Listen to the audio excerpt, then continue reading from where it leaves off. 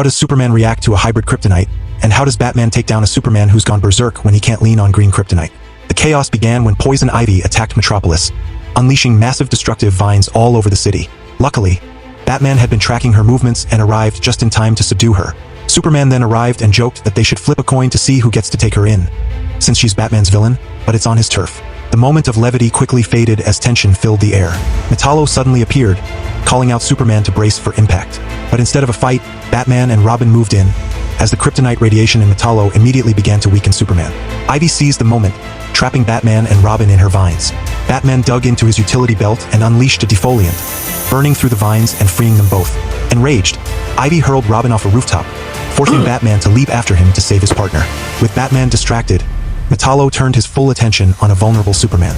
After monologuing about how he had lost his humanity, Metallo pulled out a syringe filled with a kryptonite cocktail, a radioactive blend of multiple varieties, and stabbed it into Superman's heart. Superman screamed in agony as the poison coursed through him. Batman and Robin re-entered the fray and managed to knock out both Ivy and Metallo, but they were seconds too late. The kryptonite had already taken hold. Superman's body flared with unbearable heat as he screamed in pain.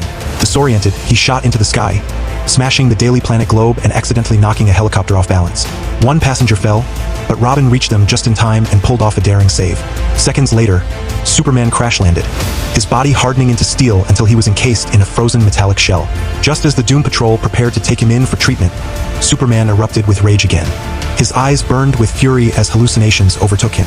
In his distorted mind, he saw visions of Zod, and he believed he brought Anissa and Vulcan too. He unknowingly destroyed buildings and property, all while thinking he was fighting Kryptonian enemies. The Doom Patrol focused on reducing casualties and rescuing civilians, but in the chaos Doombot was badly damaged and forced to withdraw. Batman stepped in, determined to calm Clark down. He maneuvered around Superman's devastating strikes, but in Superman's hallucinations, Batman appeared as Lex Luthor. Superman caught him in an unbreakable neck hold and was seconds away from sending Bruce to meet Martha and Thomas Wayne. At the brink of death, Batman reminded him of their bond, that Luthor would never know Clark's real name, but Bruce did, and that trust mattered. For a moment, Superman hesitated, but the rage didn't let go. He believed Batman was trying to confuse him, while Batman pressed that he was trying to save him and that he always had his back. Those words finally broke through. Superman released his grip, but the kryptonite cocktail's effects escalated. His heat vision overloaded, burning through his hands. His super hearing was overwhelmed with unbearable noise, forcing him to scream so loudly that nearby glass shattered.